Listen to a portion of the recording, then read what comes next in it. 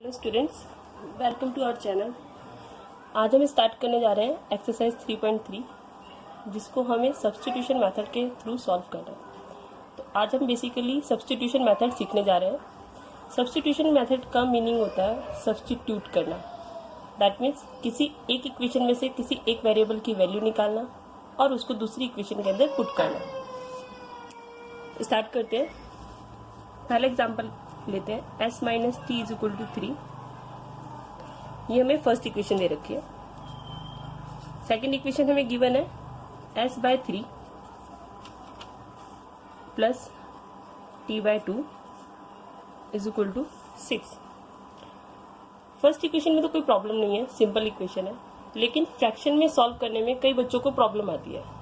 तो फ्रैक्शन में सॉल्व करने में जो प्रॉब्लम आती है, अगर हम उससे बचना चाहते हैं तो पहले हम इक्वेशन को सिंपल बनाएंगे। और सिंपल बनाने के लिए हम इसका एलसीएम लेते हैं। 3 और 2 का एलसीएम लिया 6। 3 से डिवाइड किया 6 को, 2 आया। 2 को s से मल्टीप्लाई करेंगे 2s, प्लस 2 से 6 को डिवाइड करेंगे 3। 3 को t से करेंगे 3t इज इक्वल टू 6। अभी डिवाइड है, इसको उधर शिफ्ट करेंगे तो उधर जाके ये मल्टीप्लाई आ जाएगा। तो 2s plus 3t is equal to 6 6 36। ये हो गई हमारी इक्वेशन सेकंड। तो अगर क्वेश्चन सिंपल वे में गिवन है तो हम डायरेक्टली स्टार्ट करेंगे। अगर हमें फ्रैक्शन में दे रखा है तो हम सिंपल उसको कन्वर्ट करके फिर स्टार्ट करेंगे। आप चाहे तो डायरेक्टली भी सॉल्व कर सकते हैं अगर फ्रैक्शन में आपको कोई प्रॉब्लम नहीं लगती तो। अब हम सब्स्टिट्यूशन मेथड का कंसेप्ट समझते हैं। सब्स्टिट्यूशन मेथड के अंदर हमें किसी एक इक्वेशन का यूज करके वहां से किसी एक वेरिएबल की वैल्यू निकालनी होती है। चाहे हम इस इक्वेशन का यूज करें चाहे इसका यूज करें।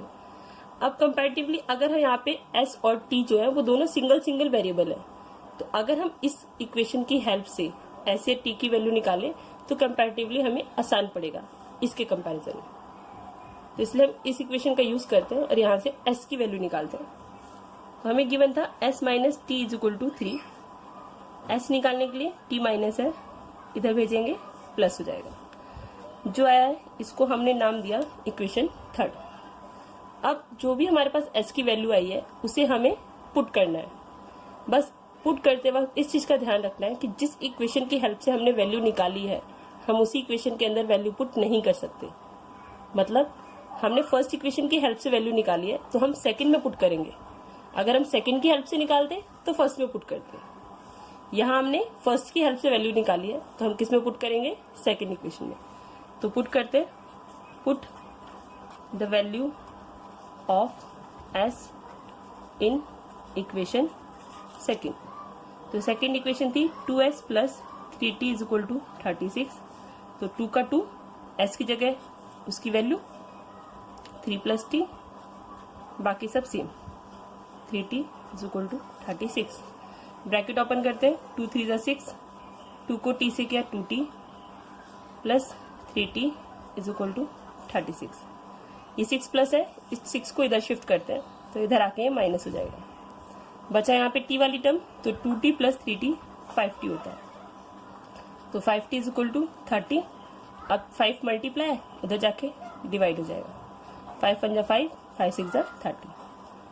तो t की वैल्यू कितनी आ गई? 6। अब हम ये t की जो वैल्यू आई है वो किसी भी इक्वेशन में पुट कर सकते हैं। फर्स्ट में भी कर सकते हैं, सेकंड में भी कर सकते हैं, थर्ड में भी कर सकते हैं। लेकिन अगर हम थर्ड में पुट करें तो हमें इजी पड़ेगा, तो हम थर्ड में पुट कर रहे हैं। आप चाहे किसी में पुट कर सकते हैं। तो put the value of t in equation third. तो थर्ड इक्वेशन थी हमारी s is equal to 3 plus t। तो t की जगह कितना आ गया? 6। तो 3 प्लस 6 9। ये हमारा क्वेश्चन कंप्लीट हो गया। अब इसके बाद नेक्स्ट पार्ट करते हैं, फोर्थ पार्ट। फोर्थ में दिया है 0.2x plus 0.3y is equal to 1.3, 0.4x plus 0.5y is equal to 2.3। ये हमारा क्वेश्चन है जो हमें गिवन है। कुछ बच्चों को पॉइंट्स में बहुत प्रॉब्लम आती है, पॉइंट्स में मल्टीप्लिकेशन डिवीजन करने में। तो पॉइंट्स को जब भी सिंपल बनाना हो तो सिंपल बनाने के लिए पूरी इक्वेशन को मल्टीप्लाई किया जाता है 10 से, 100 से, 1000 से, 10,000 से, डैश डैश डैश। किससे मल्टीप्लाई करें, इसके बाद पॉइंट के बाद मैक्सिमम डिजिट देखनी है कितनी है। यहाँ पे एक डिजिट है, यहाँ पे भी एक है, यहाँ पे भी एक है, एक एक एक, सब में हमें एक एक डिजिट भी है पॉइंट के बाद, तो हम 10 से मल्टीप्लाई करेंगे। अगर हमें पॉइंट के बाद 2 डिजिट गिवन होती तो 100 से करते, 3 होती तो 1000 से करते। फिलहाल एक एक डिजिट है तो हम दोनों इक्वेशन को 10 से मल्टीप्लाई करते हैं। तो मल्टीप्लाई बोथ इक्वेशन बाय 10। इसको 10 से करेंगे तो 10 में एक जीरो होती है तो पॉइंट एक प्लेस पीछे शिफ्ट हो जाता है, तो पॉइंट यहाँ 2 के बाद आ जाएगा, और 2 के बाद पॉइंट लगाओ ना लगाओ फर्क नहीं पड़ता। तो 2x बन गया, ऐसे ये 3y बन जाएगा, ये 13। इसको हम फर्स्ट इक्वेशन लेट करते हैं। ऐसे यहाँ से 4x 5y ये हो गया 23, ये सेकेंड इक्वेशन। अगेन हम दोनों में से किसी भी एक इक्वेशन की हेल्प से वैल्यू निकालते हैं, जैसे हम इसकी हेल्प से निकालते हैं फर्स्ट की हेल्प से। तो 2x plus 3y is equal to 13, ये इक्वेशन गिवन है। x को हमने यही रखा, इस 3y को उधर शिफ्ट किया, प्लस है उधर जाके माइनस। अब x के साथ 2 मल्टीप्लाई हो रहा है, उधर भेजेंगे, उधर जाके ये डिवाइड हो जाएगा। ये आ गई हमारी इक्वेशन थर्ड। x की वैल्यू आ गई है। अब हम इसमें किसे पुट करेंगे, सेकंड इक्वेशन में। जिस इक्वेशन की हेल्प से हम वैल्यू निकालते हैं उसमें पुट नहीं करते हैं, इसलिए अब हम इस वैल्यू को फर्स्ट में पुट नहीं कर सकते, सेकंड में पुट करेंगे।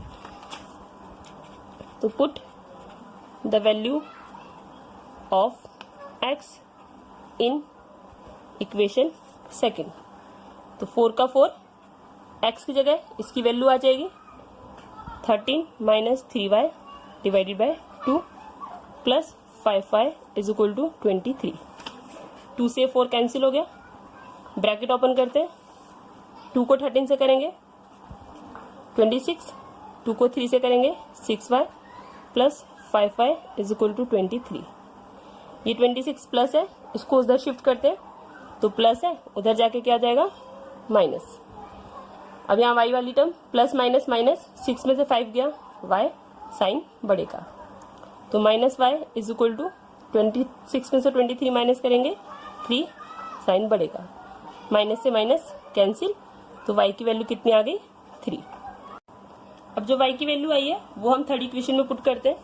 तो x is equal to 13 minus 3y divided by 2, ये हमारी थर्ड इक्वेशन थी। तो x is equal to 13 minus 3 into y की जगह 3 डिवाइडेड बाय 2। सॉल्व करते हैं। 13 3 3 जा 9 डिवाइडेड बाय 2, 13 में से 9 गए 4 डिवाइडेड बाय 2, कट करके कितना आ गया 2। तो देयरफॉर x की वैल्यू 2 आ गई और y की वैल्यू 3 आ गई। ठीक है, हमें क्वेश्चन गिवन है √2x plus √3y is equal to 0 और √3x minus √8y is equal to 0। ये क्वेश्चन गिवन है। रूट में बच्चों को बहुत प्रॉब्लम आती है, तो यहाँ से इसको फर्स्ट इक्वेशन मानते हैं, इसको सेकंड। बहुत सिंपल क्वेश्चन है, बस रूट देख के बच्चे कंफ्यूज हो जाते हैं। अब हम किसी भी इक्वेशन की हेल्प से वैल्यू निकालते हैं, तो हम सेकंड इक्वेशन की हेल्प लेते हैं। तो √3x माइनस था, इसको इधर शिफ्ट किया, प्लस √8y। अब √3 मल्टीप्लाई इधर ले आएंगे, √3 डिवाइड हो जाएगा। इसको माना हमने इक्वेशन थर्ड। अब हमने सेकंड इक्वेशन की हेल्प से वैल्यू निकाली है, तो हम सेकंड में पुट नहीं कर सकते, तो हम किस में पुट करेंगे, फर्स्ट इक्वेशन में। तो put the value of x in equation first. तो √2 x की जगह इसकी वैल्यू आ जाएगी √8 by √3y plus √3y is equal to 0। √8 को √3 से करेंगे, सॉरी √2 को √8 से करेंगे √16 अपॉन में √3y प्लस √3y, नीचे कुछ नहीं 1 लगाया, इक्वल टू 0। √16 किसका स्क्वायर रूट होता है, 4 का, तो इसकी जगह क्या आ जाएगा 4y। ठीक है, by √3 plus √3y is equal to 0। ये जो इतना स्टेप हमने किया है ये मैंने बहुत डिटेल में दिखाया है। आप चाहे तो स्टेप को बहुत शॉर्ट कर सकते हैं, यहाँ पे डायरेक्ट एलसीएम ले सकते हैं। ठीक है, ये जिन बच्चों को प्रॉब्लम होती है उनके लिए मैंने डिटेल में करके दिखाया। अब हम इसका एलसीएम लेते हैं, तो √3 और 1 का एलसीएम आएगा √3 से √3 कैंसिल, ऊपर आ गया 4y प्लस 1 से डिवाइड किया √3 को √3 से करेंगे तो जब सेम दो रूट नंबर को मल्टीप्लाई करते हैं तो सिंगल नंबर बन जाता है, क्योंकि √3 √9 होता है, 9 का स्क्वायर रूट 3 होता है। तो सिंपल है, जब भी दो सेम रूट वालों को मल्टीप्लाई किया जाता है तो सिंगल टर्म बन जाती है। इज इक्वल टू 0, इसको उधर शिफ्ट किया, डिवाइड उधर जाके मल्टीप्लाई होगा और कोई भी नंबर 0 से मल्टीप्लाई हो तो वो 0 बन जाता है। तो 7y इज इक्वल टू 0, तो y की वैल्यू मल्टीप्लाई इधर आके डिवाइड हो जाएगा और 0 किसी भी नंबर से डिवाइड करें 0 आंसर आता है।